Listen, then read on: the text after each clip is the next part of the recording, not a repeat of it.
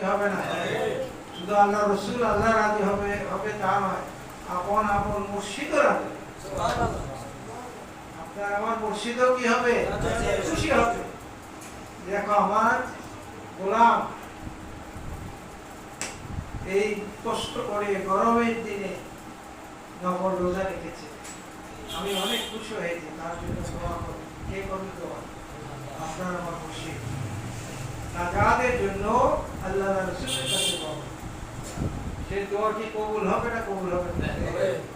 আমাদের একটা সন্দেহ থাকবে, কিন্তু আমাদের রাসূল যখন হাত উঠাবে সে রাসূলের দোয়ার মধ্যে কোনো সন্দেহ নাই।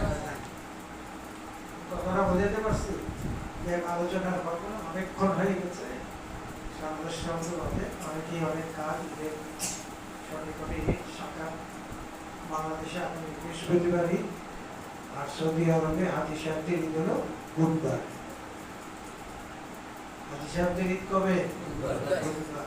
আর আমাদের দেশে হলো বৃহস্পতিবার।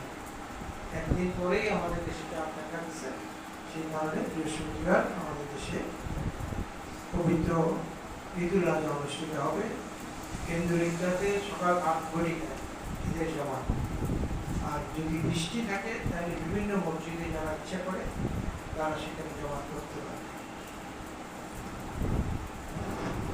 আরেকটা দাওয়াত দিচ্ছে আপনাদেরকে, আমি প্রতি বছরই বলি, আপনাদের আমার ভক্তদের মধ্যে, আমার পীর ভাইদের মধ্যে, সাবিউদ্দিন বাবার মুরিদানের মধ্যে কেউ যদি কুরবানি না করে থাকে, কুরবানির সাথে শরীক না থাকে, তাহলে আপনারা ইচ্ছা করলে কোনো লজ্জা শরম না রেখে পীর ভাই হিসাবে, বন্ধু হিসাবে, মনিব হিসাবে আমার দরজা খোলা আপনাদের সকলের।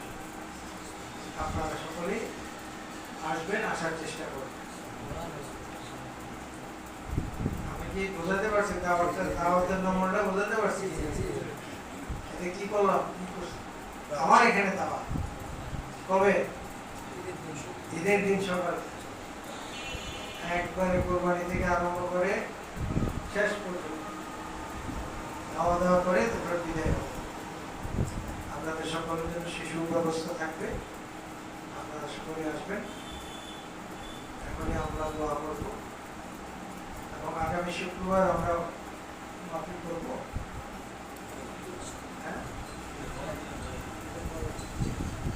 আগামী শুক্রবার আমরা স্থগিত।